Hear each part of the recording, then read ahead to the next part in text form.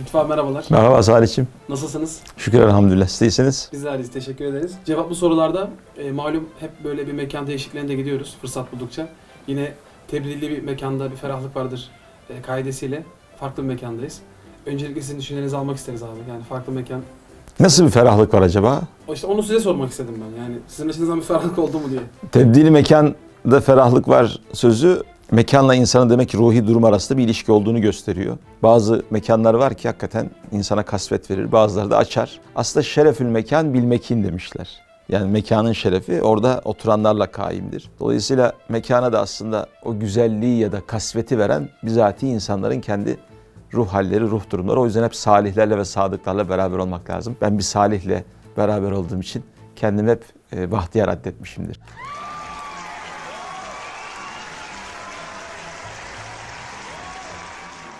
Allah razı olsun. Teşekkür ederiz abi.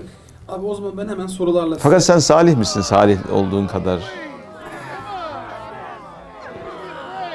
Yani nüfusta öyle gözüküyoruz ama tabii inşallah gerçekten de öyledir. Yok yok Allah. O yolda inşallah bir hani gaye-i hayal olarak salihliği böyle ruhumuzun ufkunda erişeceğimiz bir menzil olarak bize tayin etsin diye dua edelim inşallah. İnşallah. Amin. Lütfü abi son dönemde özellikle Milli Eğitim Bakanlığı'nın bazı projeleri eleştirildi. Hatta iptal edildi bazı faaliyetlerde. Bunlardan birincisi toplumsal cinsiyet meselesiydi. Bunu ilk önce sormak isterim size. Yani bu mevzu hakkında neler söylemek istersin? Toplumsal cinsiyet meselesi nasıl bir mesele, nasıl bakmamız lazım ve gelecekte yine karşımıza çıkar mı? Şimdi bu EDCEP diye bir şey vardı. Bu aslında İstanbul Sözleşmesi diye Türkiye'nin ilk imzacıları arasında olduğu bir sözleşme var. O sözleşmeye göre kadına şiddetin önlenmesi ve özellikle toplumdaki cinsiyet farklılıklarının bir şekilde izale edilmesine yönelik adımlar atılması ve bunların bir politika olarak kamu erkine tavsiye edilmesi, akabinde de bir süreçte bunların hayata geçirilmesi. Hani EDCEP diye ifade edilen o Milli Eğitim Bakanlığı'nın yaptığı, bu bağlamda yaptığı proje zaten sona ermiş bir proje. Ama genel olarak İstanbul Sözleşmesi'nin hükümleri yürürlükte, dolayısıyla toplumsal cinsiyetle alakalı çalışmalar halen devam ediyor. Toplumsal cinsiyet ne peki? Bu bence çok üzerinde durulması gereken bir şey.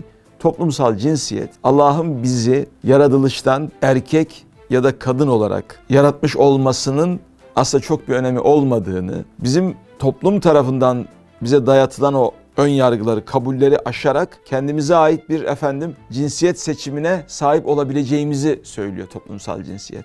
Yani çok basit ifadesiyle sen kendini ne hissediyorsan, ne olmak istiyorsan o olabilirsin. Zaten teknoloji de çok gelişti, imkanlar da çok arttı. Sen ne olmak istiyorsan, yeter ki ne hissettiğin önemlidir.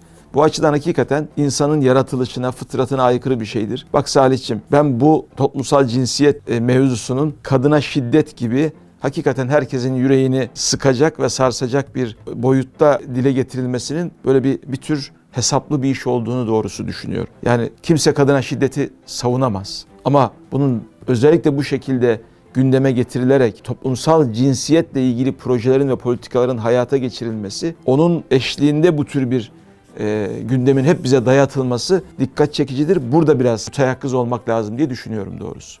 Çok teşekkür ediyoruz abi. Ben son olarak bir hatıramı paylaşmak istiyorum. Bir arkadaşım bir lisede, özel bir kolejde öğretmenlik yapıyor. Kendisi şöyle bir şey söylemişti. Dönem başından beri 6-7 tane kız ve erkek öğrenci farklı cinsiyetlerde gelip bana ben işte kendimi kız olarak hissediyorum, ben kendimi erkek olarak hissediyorum diye farklı cinsiyetlerden olup bu acaba günah mıdır, cehenneme gider miyim diye sorular sormuşlar. Yani hakikaten bunun bir etkisi de olmuş gibi gözüküyor diye düşünüyorum ben. Sağ olun. Muhtemelen olmuştur.